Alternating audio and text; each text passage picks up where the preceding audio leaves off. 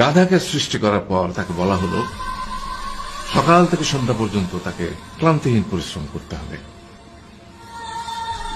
সারা জীবন তাকে পিঠে ভারী বোঝা বইতে হবে, খেতে পাবে শুধু ঘাস, আর তার মাথায় কোনো বুদ্ধি থাকবে না।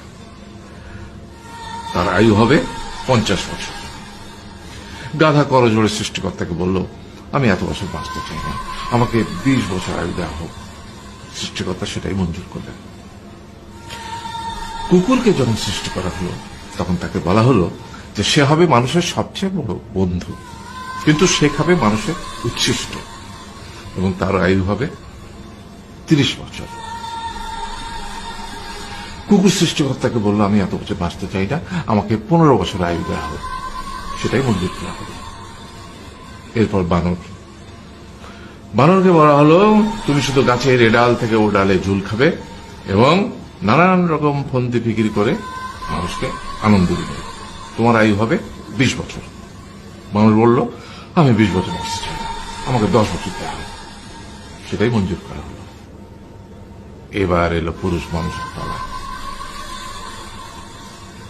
তাকে বলা হলো যে তুমি হলে প্রাণীকুলের মধ্যে সবচেয়ে বিচক্ষণ এবং বুদ্ধিমান, সেই জন্য তোমাকে প্রাণীদের শিরোমণি করা হলো এবং তোমার আয়ু হবে 20 বছর। তখন পুরুষ মানুষ বলল, করজোড়ে বলল সৃষ্টিকর্তাকে যে 20 বছর আয়ু অত্যন্ত কম, হে প্রভু, আমাকে ওই গাধার সে যে 30 বছর আয়ু চায়নি সেটা আমাকে দেয়া হোক, ওই যে কুকুর 15 বছর ফিরিয়ে দিয়েছিল সেটাও আমাকে দেয়া হোক, আর যে বানর 10 বছর নেয়নি সেটাও আমাকে দেয়া হোক। 20 বছর অত্যন্ত কম, আমি দীর্ঘদিন বাঁচতে চাই। সৃষ্টিকর্তা সেটাও মঞ্জুর করলেন। তারপর কি হলো? সেই থেকে ছেলেরা পুরুষ মানুষ হিসেবে বাঁচে 20 বছর, তারপরের 30 বছর সংসারের বোঝা পিঠে করে বয়ে বেড়ায়, সেটা কার মতো? গাধার মতো। তারপরের 15 বছর সে তার ছেলে মেয়েরা যা দেয় সেই রকম ঠিক কুকুরের মতো উচ্ছিষ্ট খেয়ে বাঁচে।